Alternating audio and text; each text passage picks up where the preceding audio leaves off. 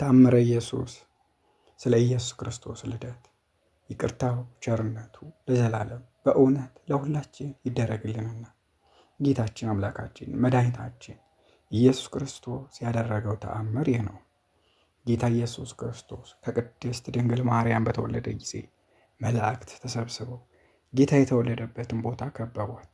ከዚያም ክንፋቸውን ዘርግተው እርስ በራሳቸው ክንፋቸውን አጋጥመው ከምድር እስከ ሰማይ ድረስ ረበው ቦታዋን ሸፈኗት።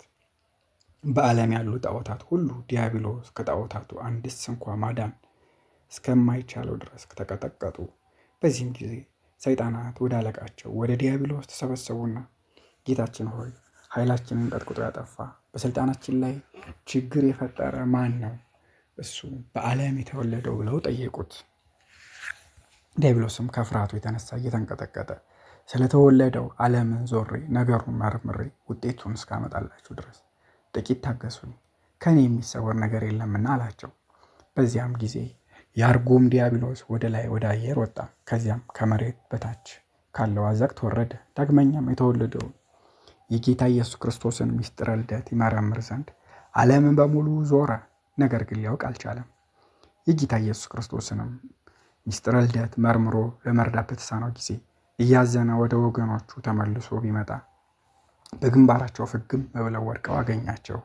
እሱ ግን አይዟቸው፣ አትፍሩ፣ መንግስቴ ከኔ አታልፍም አትናወጥም በማለት ልቦናቸውን አጽናናቸው። ዳግመኛም ነቢዩ ኢሳይያስ እነሆ ድንግል በድንግልና ጸንሳ በድንግልና ትወልዳለች፣ ከወለደችም በኋላ ያለተፈትሖ ማኅፀን በኢየሩሳሌም ትኖራለች ሲል ስለ እሷ የተናገረላት ድንግል ወለደች ይሆን በማለት ያወጣ ይወርድ ጀመር። ይህ ልጅ ቢወለድ እኮ መንግስቴን ያውካል፣ አገዛዜን ያጠፋል። ኢሳይያስ ትንቢት በተናገረ ጊዜ የንጉሱን የሕዝቅያስን ልጅ ምናሴን በሱ ላይ አነሳስቼ በመጋዝ አስጠረጠርኩት፣ ከዓለምም አስጠፋሁት። ይልቁንም ስለ እሱ ትንቢት የተነገረለት ጊዜው ከመድረሱ በፊት ዓላማውን ወይም አቋሙን አፈራረስኩት። እንግዲህ ማን ነው ያለ ስልጣኔና ያለ ትንቢቱ መድረስ ዛሬ የምንንቀጠቀጥበት ጊዜ ከተደረገው ተአምራት በላይ የተደረገው ተአምር? ብዙ ነቢያት ተወልደዋል። እንደ ዛሬ ያለ ችግር አልገጠመኝም። ከጽንፍ እስከ ጽንፍ ዓለምን ዞርኩ። ወደ ላይ ወደ አየር ወጥቼ እስከ ሰማይ ደረስኩ። ወደ ባህር ጥልቀቶች ወረድኩ። በባህሩ ሁሉ ላይ ዋኘው። ወደ ተራራውና ኮረብታው ወጣሁ። የዚህ ልጅ ምስጢር ግን ተመራምሬ ልደርስበት አልቻልኩም። ስለዚህ ሕፃን መወለድ በመንግስቴ ላይ በሚመጣውና ችግር ፍርሃት የተነሳ በእኔና በወገኖች ላይ ታላቅ ድንጋጤ አድሮብናል።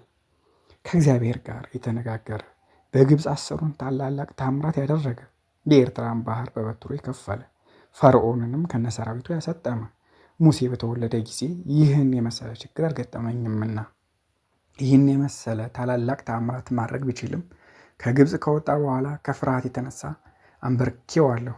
ይልቁንም እስራኤልን ከግብፃውያን አገዛዛት ነፃ ባወጣቸው ጊዜ በጎዳናቸው ጣዖት እንዲያመልኩ አድርጌ አለሁ። ፀሐይን በሰማይ ላይ 12 ምዕራፍ ወደኋላ የመለሰ የነዌ ልጅ ነቢዩ ኢያሱንም በሕይወቱ ላይ ጠላት አስነስቼበታለሁ። ለአምላኩ ቀናኢ የሆነና 3 ዓመት ከ6 ወር ዝናብ እንዳይዘንብ የሰማይን በር በስልጣን የዘጋ ነቢዩ ኤልያስንም ንግሥት ኤልዛቤልንና ንጉሥ አክዓብን በጠላትነት አስነስቼበት ሊገድሉት ተዘጋጅተው ነበር። እሱ ግን ሸሽቶ አመለጠ። ዳሩ ግን እግዚአብሔር ፈጥኖ ወደ እሱ ባያሳርገው ኖሮ በዚህ ዓለም እንዲገድሉት ባደረጉት ነበር። በባቢሎን ሀገረ ገዢ የነበረ ነቢዩ ዳንኤልንም በቂሮስ ዘመነ መንግስት በአንበሳ ጉድጓድ እንዲጣል አድርጌዋለሁ። እንዲሁም ናቡከደነጾር ላቆመው የጣዖት ምስል 3 ደቂቃ አንሰግድም ባሉ ጊዜ በእሳት ጉድጓድ እንዲጣሉ አድርጌያለሁ። ፍጹም ትሕትና ያለው በእኔ ጎዳና ያልሄደ ኢዮብንም ባለ ዘመኑ ሁሉ እንደሱ የተዋረደ እስከሌለ ድረስ ገንዘቡን አጠፋውበት፣ ልጆቹን ገደልኩበት። ይልቁንም እሱን መላ ሰውነቱን በቁስል ቀሰፍኩት። በዚህም እኔ ስለተፈታተንኩትና እሱም ስለተፈታተነኝ የተጋድሎው ዜና በዓለም ሁሉ ተሰምቶ ሲነገር ይኖራል። ይልቁንም ነቢያት በልደታቸው ሰዓት ወይም በትንቢታቸው ወራት እንዲሁም በግዛታቸው ዘመን ከሰማያዊ ማዕረጌ ተዋርጄ ዛሬ እንዳገኘኝ ያለ ኀፍረትና ሐሳር አግኝቶኝ አያውቅም እያለ ዲያብሎስ ተርበተበተ። ይቅርታው ቸርነቱ ለዘላለሙ በእውነት ለሁላችን ይደረግልን። 5ኛ ተአምር ዲያብሎስ የክርስቶስን መወለድ ማን ያስረዳኛል እንዳለ ይቅርታው ቸርነቱ ይደረግልንና ጌታችን አምላካችን መድኃኒታችን ኢየሱስ ክርስቶስ ያደረገው ተአምር ይህ ነው። ጌታ ኢየሱስ ክርስቶስ በተወለደ በዚያ ዘመን ዲያብሎስ ስለዚህ ስለተወለደው ሕፃን ታሪክ ማን ያስረዳኛል? በሱ መወለድ የተነሳ ከፍተኛ ውርደት አግኝቶኛልና አለ። ዓለምን ሁሉ ዞርኩ፣ ነገር ግን ስለ እሱ ታሪክ የሚነግረኝ አላገኘሁም። የዳዊት ሀገር የምትሆን ከቤተልሔም በስተቀር ያልደረስኩበት ሀገር የለም። በእውነት ነቢያት ስለሱ የተነበዩለት ይህ ሕፃን በዚያ ተወልዶ ከሆነ መንግስቴ እንደሚቀማኝ አልጠራጠርም። አሁንም ወገኖቼ ሆይ ኑ ወደ ቤተልሔም እንሂድና ሕፃኑ በእሷ ተወልዶ እንደሆነ እንጠይቀን እንረዳ። ሰራዊታችንን አዘጋጅተን መንግስታችንን እጅ እስክናደርግ ድረስ የሚጠብቁትን መላእክት እንዋጋቸው አለ። ከዚያም የዲያብሎስ ሰራዊት የጌታቸውን ዙፋን በደመና ላይ አዘጋጁና አለቃቸውን ዲያብሎስን ተሸክመው ከመላእክት ጋር ይዋጉ ዘንድ ወደ ቤተልሔም ተጓዙ። ከዚያም ሕፃኑ ኢየሱስ ያለባትን ቦታ መላእክት ከምድር እስከ ሰማይ ክንፍ ለክንፍ ተያይዘው ከበዋት ነበርና ገና በሩቅ ሳሉ በተመለከቱ ጊዜ ዲያብሎስ ወይም ከሰራዊቱ አንዱ ስንኳ ወደ ቤተልሔም ሊቀርቡ አልተቻላቸውም። ይልቁንም ሕፃኑ ኢየሱስ ካለበት ቦታ በድፍረት እንቀርባለን ባሉ ጊዜ ከመላእክት አክናፍ እንደ መብረቅ ያለ የእሳት ፍላጻ እየተወረወረ ይነድፋቸው ጀመር። ዲያብሎስም ከሰራዊቱ ጋር እየተደነቀ ወደ ቤተልሔም ደርሼ ምናልባት ስለዚህ ታሪክ ያስረዱት እንደሆነ በዚያ ያሉትን እረኞች ጠይቄ እስከመጣ ድረስ ከዚህ ጠብቁኝ በማለት ጭፍሮቹን አዘዛቸው። ይህም ሁሉ የሆነው ጌታችን መድኃኒታችን ኢየሱስ ክርስቶስ በተወለደ ወራት ነው። ዲያብሎስም በሄደ ጊዜ እረኞችና የሰማይ መላእክት በአንድነት ሆነው በሰማይ ለእግዚአብሔር ምስጋና ይሁን፣ እነሆ በምድር ላይ ለሰው የሰላም መሰረት ተጥሏልና እያሉ ሲያመሰግኑ አገኛቸው። ደግሞ አንድ መልአክ ከእረኞች ጋር እየተነጋገረ እነሆ ለእናንተ ደስታ የሚሆን የምስራች ነግራችኋለሁ፣ የዓለም መድኃኒት የሚሆን ጌታ ኢየሱስ ክርስቶስ በዳዊት ሀገርና ከተማ ተወልዷልና። ደግሞ አንድ መልአክ ከእረኞች ጋር እየተነጋገረ እነሆ ለእናንተ ደስታ የሚሆን የምስራች ነግራችኋለሁ፣ የዓለም መድኃኒት የሚሆን ጌታ ኢየሱስ ክርስቶስ በዳዊት ሀገርና ከተማ ተወልዷልና። እነሆ ወደ ሀገር በገባችሁም ጊዜ ምልክቱን አንዲት ድንግል ልጅ ሕፃን ታቅፋ በክንዷ ታገኛላችሁ ብሎ ሲነግራቸው ሰማ። ዲያብሎስም ይህን ነገር በሰማ ጊዜ በግንባሩ ፍግም ብሎ ወደቀ። ከዚያም በሐዘንና በኀፍረት ወደ ወገኖቹ ተመልሶ ከእረኞች አስደንጋጭ ነገር ሰምቻለሁና ይህ ነገር እውነት ከሆነ ሁላችንም ጠፋን፣ አምላክ ሰው ሆኖ ከድንግል ተወልዷል ሲሉ ሰምቻለሁና አላቸው። ዳግመኛም እሱም በበደልኩት ጊዜ ከሰማያዊት ማዕረግ ያወረደኝ የተወለደው ሕፃን በውኑ እሱ ጌታዬ ፈጣሪ የሆነ ይህንስ ያህል መዋረድ ይዋረዳልን? አሁንም ከኢየሩሳሌምና ከቤተልሔም አደባባይ አልፈን መሄድ የለብንም። የመወለዱ ነገር እርግጥ ሆኖ ከተገኘ ግን ለማለፍ የተቃረበችው መንግስታችን ከማለፏ በፊት ለራሳችን አስፈላጊ የሆነ ሕግ እናወጣለን አለ።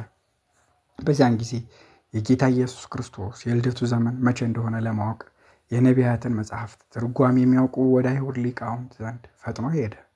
የጠየቃቸውን እንደማይሸሽጉ ተስፋ አድርጓልና ወደ ኢየሩሳሌምም ከተማ ገብቶ በአይሁድ ታላላቅ ሊቃውንቶች መካከል ቆሞ ስለ ክርስቶስ መወለድ ነገር አንስቶ ያስረዱት ዘንድ አጥብቆ ጠየቃቸው።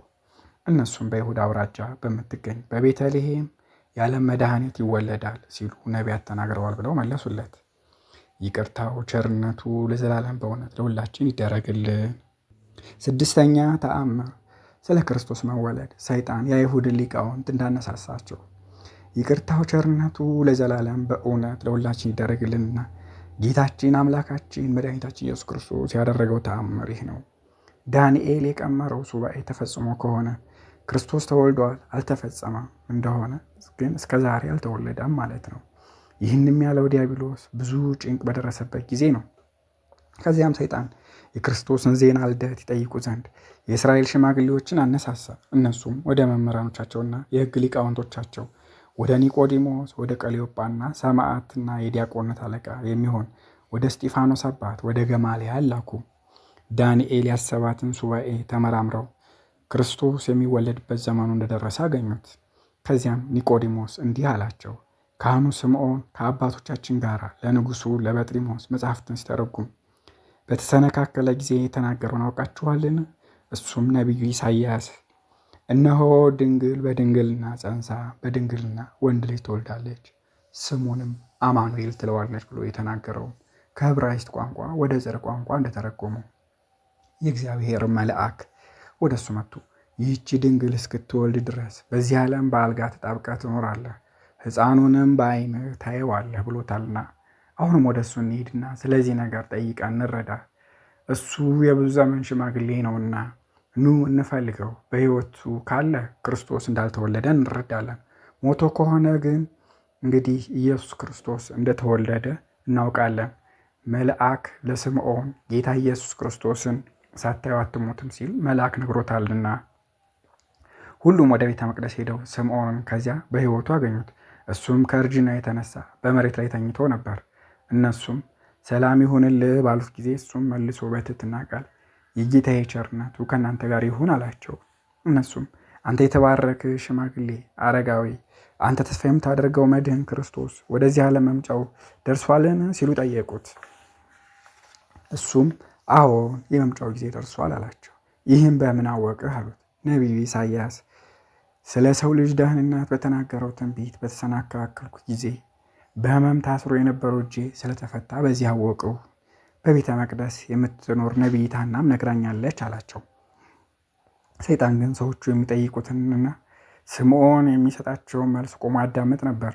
የመምህራኑንና የስምዖንንም ነገር በሰማ ጊዜ ፈጽሞ ታወከ። ከዚያም ወደ ጭፍሮቹ ተመለሰና የመድህን ጌታን የመወለድ ዜና ጠይቆ በትክክል እስኪረዳ ድረስ ጭፍሮቹን ከቤተልሔም አካባቢ ከወዲያ ወዲህ እንዳይንቀሳቀሱ አዘዛቸው። ይቅርታው ቸርነቱ ለዘላለም በእውነት ለሁላችን ይደረግልን። ሰባተኛ ተአምር ስለ ሰብአ ሰገል። ይቅርታው ቸርነቱ ለዘላለም በእውነት ለሁላችን ይደረግልንና ጌታችን አምላካችን መድኃኒታችን ኢየሱስ ክርስቶስ ያደረገው ተአምር ይህ ነው።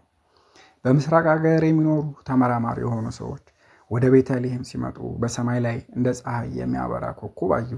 የዚህም ኮከብ ብርሃኑ እንደ ምሰሶ ቆሞ ከምድር እስከ ሰማይ የሚደርስ ነበር።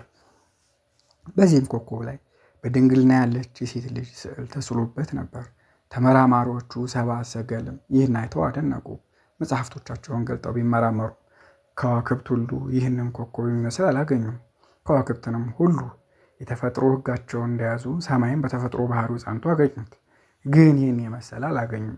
እርስ በራሳቸውም እንዲህ ተባባሉ፣ ወደ መጣንበት እንመለስና ከንጉሱ ቤተ መንግስት ካለው ቤተ መጻሕፍት አባቶቻችን የጻፉትን መጽሐፍት እንመልከት። ስለዚህ ኮከብ ምልክት ተጽፎ ብናገኝ ያዘዘንን ሁሉ እናደርጋለን፣ ካላገኘን ግን ትክክል ሳልሆነ እንተወዋለን ተባባሉ። ከዚያም ከንጉሱ ቤተ መንግስት ቤተ መጻሕፍት የእግዚአብሔር ልጅ ወደዚህ ዓለም መጥቶ ከሰማይ ወርዶ የሰውን ሥጋ ይለብስ ዘንድ እንዳለው አዳም ለልጁ ለሴት ጽፎ ያስተላለፈውን የትእዛዝ መጽሐፍ አገኙ። ይህም በሚሆንበት ጊዜ የብርሃኑ አምድ ከምድር እስከ ሰማይ የሚደርስ ኮከብ በሰማይ ላይ ይታያል።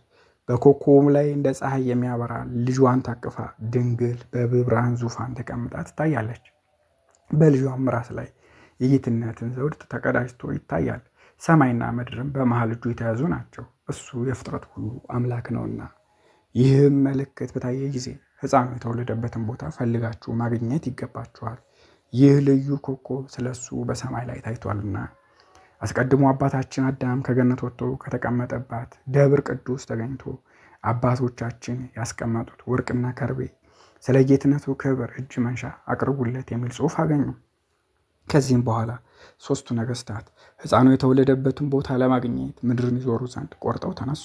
ከእነሱም ጋር 300 ጭፍራ አስከትለው ወርቅና ከርቤውን ይዘው ኮከብ እየመራቸው ከምስራቅ በኩል መጡ። በጉዟቸውም ጊዜ ብዙ ችግርና ፈተና ደረሰባቸው። አገራቸው እጅግ ሩቅ ነበርና ኢየሩሳሌምም እስኪደርሱ 2 ዓመት ፈጀባቸው። ይቅርታው ቸርነቱ ለዘላለሙ በእውነት ለሁላችን ይደረግልን። 8ኛ ተአምር ዳግመኛ ስለ ሰብአ ሰገል። ይቅርታው ቸርነቱ ለዘላለሙ በእውነት ለሁላችን ይደረግልንና ጌታችን አምላካችን መድኃኒታችን ኢየሱስ ክርስቶስ ያደረገው ተአምር ይህ ነው። ስለ ጌታ ኢየሱስ ክርስቶስ መወለድ የምስራቅ ነገሥታት ማለት ሰብአ ሰገል ከብዙ ሰራዊቶቻቸው ጋር ከሩቅ ሀገር ወደ ኢየሩሳሌም በመጡ ጊዜ የሀገሪቱ ሰዎች ስለ ሰዎቹ ሁኔታ ፍርሃት ያዛቸው። በዚያን ዘመን በኢየሩሳሌም የነገሰ ሄሮድስ ነበርና ሰዎቹን ከመፍራት የተነሳ ከብዙ ገጸ በረከትና እጅ መንሻ ጋር ወደ ፋርስ ነገሥታት መልክተኞችን ላከ። መልክተኞቹም ለፋርስ ነገሥታት እጅ መንሻውን አድርሰው ወደ ፍልስጤም ምድር በምን ምክንያት እንደመጡ ጠየቋቸው። እነሱም አስቀድመን በትንቢት እንደተነገረውና እንደተማርነውም ትምህርት በምዕራብ በኩል ታላቅ ንጉሥ ተወልዷልና በምስራቅ በኩል በወጣው ኮከብ ምልክት ተረድተን ለተወለደው ሕፃን እንሰግድለት ዘንድ ወደ ሀገራችሁ መጥተናል አሏቸው። ከዚያም ንጉሥ ሄሮድስ ተገናኛቸውና ንጉሡን አግኝታችሁ ከሰገዳችሁለት በኋላ እኔም ሄጄ ሰግድለት ዘንድ ተመልሳችሁ ወደ እኔ ኑና የተወለደበትን ቦታ ትነግሩኛላችሁ አላቸው። እነሱም እሺ ንጉሥ ሆይ አሉት። ነገሥታቱም ከኢየሩሳሌም ሲሄዱ በቤተልሔም አንጻር ሲደርሱ የሚመራቸው ኮከብ ሲቆም እነሱም ቆሙ። ሕፃኑም ወዳለበት ቦታ በገቡ ጊዜ ድንግል ሕፃኑን ታቅፋ አገኙ። ሕፃኑም በጨርቅ ተጠቅልሎ ነበር። ሕፃኑንም ባዩ ጊዜ ሰገዱለትና ወርቅ፣ ከርቤ፣ ዕጣን፣ እጅ መንሻ ቀረቡለት። ንግሥቲቱ በወርቅ ልብስ ተጎናጽፋ በቀኝህ ትቆማለች ሲል የተናገረው የነቢዩ ዳዊት ቃል ይፈጸም ዘንድ ግድ ነውና፣ ዳግመኛም ከርቤ፣ ሚአ፣ ሰሌክ የተባሉ ሽቶዎች በልብሶችህ አሉ አለ። ሰባ ሰገል ወርቅ መገበራቸው የመድኃኒታችን ጽና መንግስቱን ለማጠየቅ ነው። ለንጉሥ የወርቅ እጅ መንሻ ያቀርቡለት ዘንድ ልማድ አለና፣ ስሂን የተባለ ሽቱ ማቅረባቸው ስለ መለኮታዊት ክህነቱ ሲሆን፣ ከርቤ ማምጣታቸው ከእኛ በነሳው ስጋ ስለመሞቱ መታሰቢያ ነው። ነገስታቱም ለተወለደው ልጅ እጅ መንሻ ካቀረቡለትና ከሰገዱለት በኋላ ወደ ሀገራቸው ለመሄድ ሲነሱ አምላክን የወለደች በድንጋሌ ስጋ በድንጋሌ ነፍስ የጸናች ክብርት እመቤታችን የገብስ ዳቦ ስንቃስ ያዘቻቸው፣ ሌላ ምንም ነገር የላትም ነበርና። በዚህም ጊዜ መልአክ እግዚአብሔር ለነገስታቱ ተገልጾ በሌላ መንገድ ወደ ሀገራቸው እንዲሄዱ እንጂ ወደ ሄሮድስ ተመልሰው እንዳይሄዱ አዘዛቸውና እነሱም የእግዚአብሔር መልአክ እንዳዘዛቸው አደረጉ። ነገስታቱም ወደ ሄሮድስ ተመልሰው ባልሄዱ ጊዜ በሌላ መንገድ ወደ ሀገራቸው እንዲሄዱ ተረዳ። አስቀድሞ ከእሱ ዘንድ ደርሰው ወሬውን እንዲነግሩ ታዟቸው ነበርና። በዚህም ጊዜ ሰይጣን በልቡ አደረበትና ኢየሩሳሌም ሄዶ የአይሁድን ሊቃውንት ክርስቶስ ይወለዳል የሚባለው ቤት አካባቢ ነው፣ አንድ ጊዜ የሰው ልጅ ከዲያብሎስ ባርነት ነፃ ያወጣ ዘንድ ክርስቶስ ይወለዳል ስትሉ ሰምቻለሁና አላቸው። ካህናቱም በይሁዳ ክፍል በምትገኝ በቤተልሔም ክርስቶስ እንደሚወለድ በነቢያት መጽሐፍ ተጽፎ አግኝተነዋል። ዳግመኛም ከነቢያት አንዱ አንቺ የኤፍራታ ክፍል የሆነች ቤተልሔም ከይሁዳ ነገሥታት ሀገር አታንሽም፣ ወገኖች እስራኤልን የሚጠብቃቸው ንጉሥ ከአንቺ ይወጣል ሲል ተናግሯልና። ይህም ንጉሥ በቤተልሔም የተወለደው ያለ ጥርጥር ንጉሥ ክርስቶስ ነው አሉት። ይቅርታው ቸርነቱ ለዘላለም በእውነት ለሁላችን ይደረግልን።